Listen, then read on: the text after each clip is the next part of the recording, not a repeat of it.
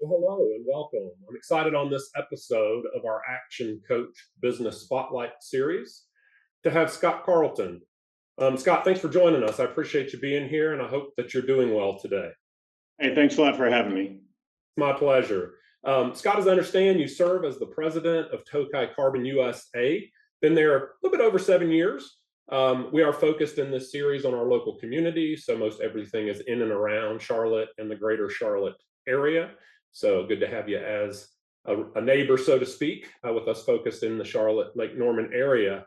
As I understand it, there, your focus as you continue to lead in that niche is to create the best experience that any graphite electrode supplier has to offer. That doesn't sound easy to do. If you could share with me about your business and your team and a little bit of insight on your structure. Yeah, sure. Thanks a lot. Yeah, we make graphite electrodes used for the steel industry. And in the US, the steel industry is primarily through electric arc furnaces, which is recycled steel. It's actually the largest recycling operation in the world, is the US steel industry. So they use electrodes to melt the scrap steel and they reform it into new steel. So graphite electrodes is a pretty heavy industrial product. Our operations are in Kentucky and in Arkansas, and we have a small corporate headquarters here of about 20, 25 people here in Charlotte. So we've been here 7 years, but we were a little history. We were spun off. I spent most of my career with SGL Carbon, and that was a large publicly traded company based out of Germany. And I was involved in the sale of this division, and Tokai Carbon purchased it. And at the purchase, I decided to leave SGL Carbon and jump over the fence, so to speak, and build it and run it the way I saw fit. And it's been kind of a quite an interesting and fun ride ever since. So just to scale, maybe volume, revenue, whatever the ways, market share, whatever you feel like sharing, but just how big is this niche and what's your footprint? Sure, that's a great question. We sell in tons, like thousands of tons, because and a graphite electrode is like a big log. It's almost like the size of a tree. They come in different sizes and shapes, but we sell about 35 to 40,000 tons per year to the U.S. steel industry, and the U.S. steel industry consumes about 120,000 tons. Depending on how it's running, and we have other competitors, but when we started in 2017, when we were spun off, we were probably third in the marketplace at best. And now, happily, so to speak, we are now number one in the marketplace in quality, consistency, and just about every measure you can measure. So we are doing quite well. But yeah, we measure in thousands of tons. So and that's around 350 million in revenue. Okay. So, with that being shared, first off, applaud the discipline that it took to get there and the results that you're now experiencing. Just from our intake, I know you're laser focused on competing against yourself essentially in many categories and just continuing to raise the bar, all with the focus on the customer, not just a one time, but in ongoing support. You have that delivery of obviously these rods, but also a very technical services side to the business and optimizing how much they need to use. So there's a partnership there, as I understand as well. Is that correct?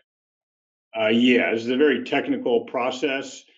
When they do use these electrodes to heat up and melt the scrap steel, it's a very heavy industrial process that they heat up to about 5,000 degrees centigrade, which is about a third the heat of the sun's surface. So there's a lot going on. Kind of looks like the 4th of July in there all the time. And so the technical ability to be able to produce in that kind of environment and have our electrode survive and perform to the customer expectations takes a lot of chemical engineering, technical engineering. We try and give a Precision. full service to the customer, which is really centered on how to melt our electrodes and produce the most steel possible. So we don't just deliver it. We actually have tech service there and help when they need, train how to handle electrodes, and et cetera, et cetera. So we kind of have a unique position because we're in the US and we serve just the US customers. We do not export. and we are here for the U.S. steel industry, which is going through a little bit of a boom right now. And so we're here to serve it. That's wonderful, and U.S. made. That's certainly keeps not only the from a morale and pride perspective, but also just from a supply chain and delivery, less interruptions, less external factors. Not that there aren't any, and I think we'll get time to talk about that. But to stay focused right now, just on your operation that you see on the regular there at the office of 20 or so, and the ability to then oversee and influence and maintain a certain level of quality at locations in other states and such. A bit more on your, let's even start with leadership approach, kind of mindset around leadership principle, and then we can talk maybe a little bit about the structure of the organization and how to accomplish that. So leadership mindset, key influences, what's top of mind, and what would those that report to you say he's all about that? I want to see everyone be successful at what they do. I've been in this business through SGL Carbon and Tokai Carbon for over 30 years, so I'm kind of a graphite dinosaur. And so I like to meet people where they are and lift them up and humble myself. And even in the shop floor, I will go on Gemba walks, and I want no special treatment. Safety is number one. If there's an accident, I'm there. And I'm there because I care. And so when I stop people in the halls and I ask them, how their weekend went, I actually care. And so you have to meet people where they are. And when they feel that and they see that, I do have a lot of experience to bring, but I don't use it, all the time. I want to see everyone develop their own ideas, and a lot of people have different ways of doing things, and that I didn't even think about. So I like to lead that way, and see everyone else flourish, basically, and create an environment that is extremely, almost to a fault, open. We have office meetings here once a month, and we share what's going on. I mean, in everything. And it's a stand-up meeting. There's no sitting down. We bring donuts, we bring Panera, we bring stuff in here because it makes people happy. But we will share the presentations we made to customers. We'll share what the strategy is over the next 3 months, 6 months. And then we go around the room to see if anyone has any insight to add value and share with anyone else of what's going on in their world. Because to me, what's critical is everyone needs to know what their part is. That's and what right. part they play. Because if I was organizing our logistics and our trucking, we'd probably miss shipments. So I'm not as good as the person who's doing that. And so I need to rely on them. They rely on me to keep the ship afloat, but I need to rely on them to do their part, and they need to know what part that is. And so I like to keep things open and honest and transparent. We speak with many of our clients about the keys to building a winning team, and as an organization your size and a leader in your role would certainly agree with, you're only as good as your team, and are much better with the sum of the parts than the individual. One of the first keys there is being strong leadership. Second being common goal. The third being knowing the rules of the game. That means that there are systems and guidelines and a playbook and operating procedures and key performance indicators and things that don't make success guesswork. But what does success look like? What does Scott think great looks like, right? So it's defined on how you get there, and then obviously the mechanisms to manage it. So they know the rules of the game. They have an environment that supports some risk-taking, innovation, involvement. Also, 100% involvement. And that's the piece I think that you were just talking about, which triggered this thought with me is that 100% involvement. You made me flash back to my software days. That stand-up is a concept coming out of agile or an agile software development type development methodology. And so it's an opportunity to get ahead of. You obviously accomplish the engagement, but it also gives them that opportunity right then to say, well, this is what I'm working on, we've accomplished, this is what I plan to work on, and this is what my barriers or my needs might be. So the structure there is great to hear about, and I appreciate you sharing that. I am curious, as you see the power of your team there locally, but the ability to then get that out into the organization, tactics, learnings, challenges, to Well, get one that of the into the culture. Yeah, one thing as far as culture, what we did, it was in 2020, started in 2020, and then we implemented it like 3 months after that. We, as an example, we had to put on paper what we felt. And so, what are our core values as a company? These are my core values. We didn't go off to an offsite retreat and play golf and then think up core values with a consultant. What we did is we brought all the managers together in our annual meeting and to talk about what's going on in the State of the Union and stuff like that. And we all broke up into 6, 7 different tables and we worked on them for a day. We came up and separately, we compared and contrasted, and they were all pretty much spot on together with our core values. So everyone wrote them. But that wasn't enough. We then took that to the entire workforce. I don't care if he's from the fork truck driver to the furnace loader to whatever he is, or the person who cleans in our office. We added their input. Do these match up to what you are and what this place is? When people come to work here, this is what we do. I don't care what we're doing. This is how we do it. And we rolled them out within a month after that, plastered them all over the place and say, okay, the decision's been made. This is who we are. And that has lived and breathed. This is how we hire. This is how we fire. This is what we do. And it starts out every meeting is core values. And so that's a good example of how we operate. And really, I mean, the business is successful when we're following our core values and we don't change. And when they're written on here, they say they're non-negotiable, and they are. And this is how we operate. So culture is that. It's nothing more than how you come in and work every day. So we don't have a policy of how many days in the office, how many days out, how many. I mean, no, just do that. And you know what? You're all here anyway because you like it. You like to be here.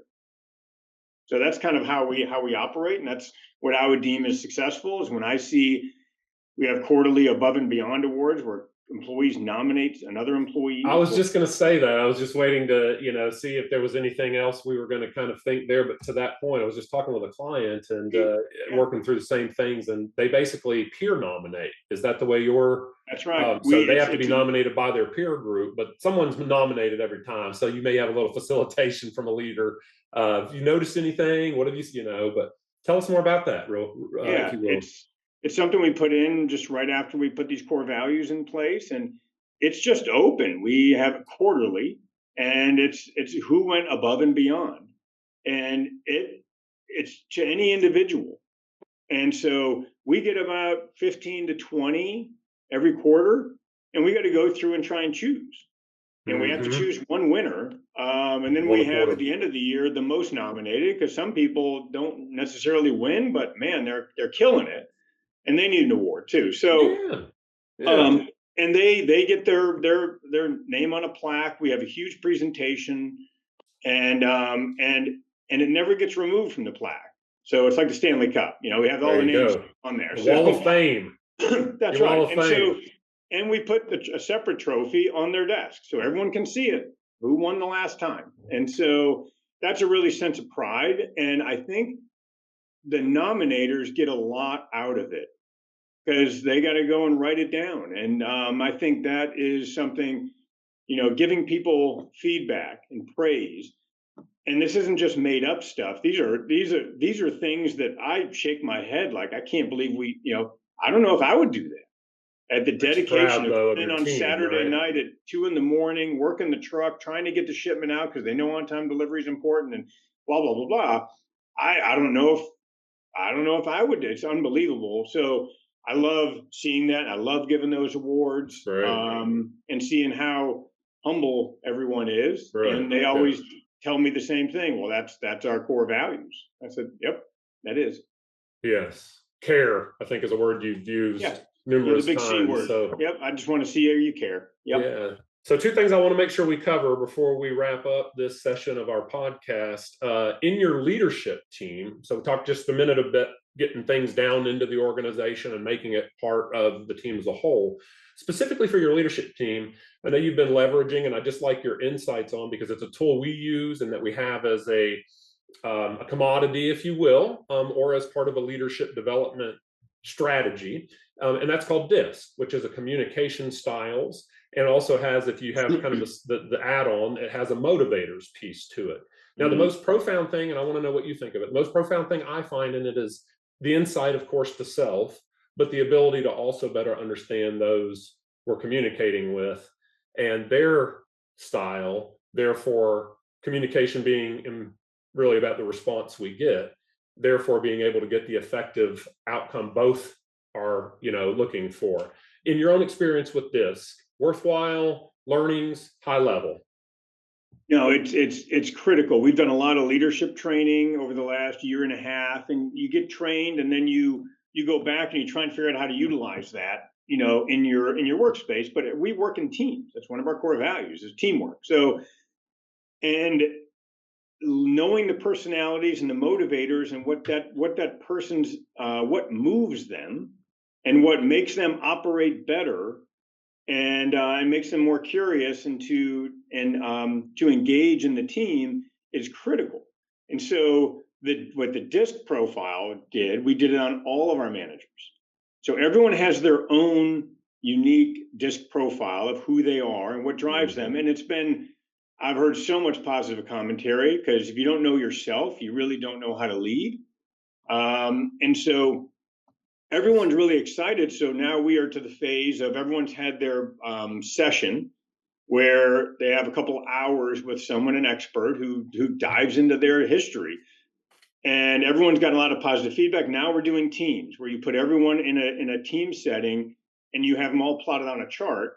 And it's very revealing for everyone to know, oh, well, that's why you're always quiet in meetings, because this guy won't be quiet. And so it's a little bit more helpful for everyone to understand what motivates everybody, and it helps them lead and helps them facilitate in teams. So we are going through that now, and we're getting a lot of positive feedback. And I think it's going to be the real accelerator and the basis for our leadership training, because you have to know yourself.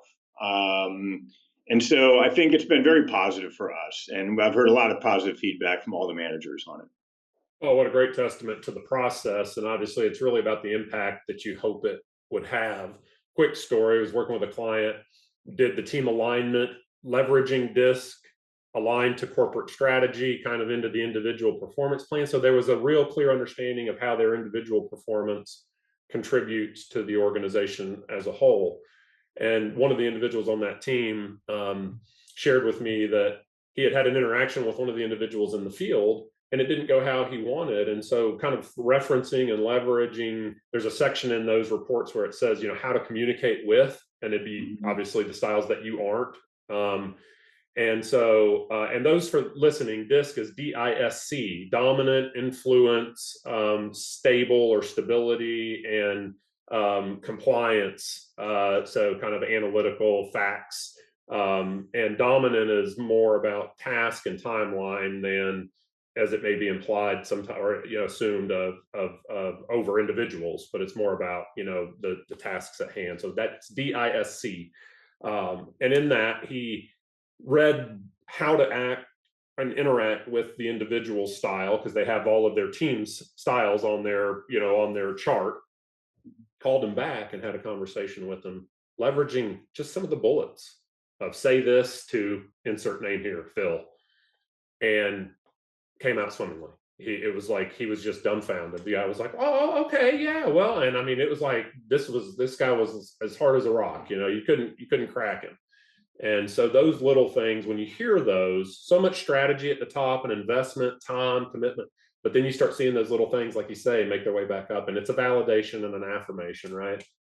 That's right. That's right. And it's been very effective for us. And to that exact story, that's exactly kind of how it works. And the whole team, like I've looked at all the team dynamics that we have, and some teams are not motivated with the rah-rah speech, and they're not motivated So true. with Yeah. a competitive atmosphere. They're more the steady, they're more the steady and an introspective group. And so, but they're the guys who actually get everything done. So, so And you have they to do treat want to them see differently. being on that leaderboard of like most nominated. Yeah. Yep. They are looking, Exactly. they might be back here looking at it, but they're looking at it, right? That's right. They're always the last to speak, but they're the first ones to be really reflective, and they understand. So, Mhm. but knowing how to, if you're going to create a team and create an initiative, and you look at your audience, and understand your people, and actually gets to know people better too. Yeah. Well, and And you're trying to make them leverage their best to be better as a whole, right? that's right. Any Because other thoughts I on want to that? see people develop Yeah. and develop their leadership capabilities. And if they know themselves and they know their group, then they will get better at all the different tasks they're doing that I'm not even aware of. And then we can talk about succession planning later, but I want to see that development and see everyone get more successful and be more proud. So I tell every new employee, because I interview them as to their first day on the job, I talk to them for 10 minutes and welcome them to the company. That's just something I've always done. I don't care who they Culture. are. And I talk about core values, and I always talk about that above and beyond award, that I want to see their name on there. I want to see them come up. And I've had guys come up and they win and they said, "Hey, you told me that and I'm here." And Day I'm like, one. see, I love that. I love that. Yes. Well, so kind of closing thought on a topic I know you're passionate about, and you mentioned it a good bit here in development, but from a workforce development in our local community, just inspirational ideas, where you're involved, what the need is, high level again, on having the caliber of talent that's needed to grow these businesses in our community and service the clients that are in need of the problems we solve as entrepreneurs. Thoughts? Yeah, I mean, I'm on some local boards who are working diligently on this, and I truly believe getting into the high schools and talking about trades and talking about training. Manufacturing is a great career. It's not dirty. It's very thoughtful, and you have to be very creative. And you can make a very good living in manufacturing. And I think knowing the trades and these are very highly skilled trades, and I think North Carolina would do great to really bolster into that and have a more organized approach. Most companies are doing it on their own with community colleges and et cetera, et cetera. But I think a more organized approach would be probably the way to go, because I think there's a lot of talent out there, and I just like to see everyone be successful and really enjoy what they have a passion for what they do, but they need to give it a shot. Yeah. And I think I would think that's the biggest recommendation, because when companies, I've done a lot of site selections, which is a big Okay. process to go through where to land a new plant. Done a lot of those, and the one reason for companies to go where they are is the people in the workforce, and especially those skilled trades. That's what they need to see. Now you need your engineers, you need them all in the colleges, but you need those skilled trades. Otherwise, Got to the be able company to won't come. got to produce the product at the end of the day. That's right. In the end of the day, AI is not going to make anything. It's just not. And it's not going to replace the people on the shop floor making stuff. It just won't. And so I think, and when you do have that advanced robotics and equipment like we do, we have high caliber machining lines. It takes someone with a lot of knowledge on that kind of tooling to understand how that thing works, and those people are highly skilled, highly trained in the trades, and they understand how that equipment works, which is really valuable, and that's what brings companies along. That's what I'd love to see that happen at some point. I know there's a lot of talk about it. Usually, every election season, there's a lot of talk about it. I wish it would be in between, be a lot Yes. better. So, Yes, I'd like to see more in the area of STEM programs in the yes. schools, hands-on. These are areas we're both passionate about and thinks our paths will continue to cross. I got to tell you, I just really enjoyed having you on this episode of our podcast. I appreciate the insights into your organization, the focus that you have on the individual within the organization and their not just contribution, but their individual success, and knowing that they matter. And at the end of the day, they absolutely do. It's not a slogan. it's That's not right. a slogan. So with that being said, certainly an organization worth looking at if one of our listeners are looking for a career path in a trade that allows you to leverage innovation, creativity, attention to detail, work in a very safety focused environment, and be part of an organization leading the pack. Definitely would recommend seeking out Scott and his team at Tokai Carbon. I also would offer anyone that is interested in ways to go further faster in your business or in things like the disc communication style and motivators toolkit, certainly to reach out to myself. Scott, it's been just an honor to have you on. Appreciate your time. I know that it's limited and it is valuable. So thanks again. Thank you for having me. This has been great.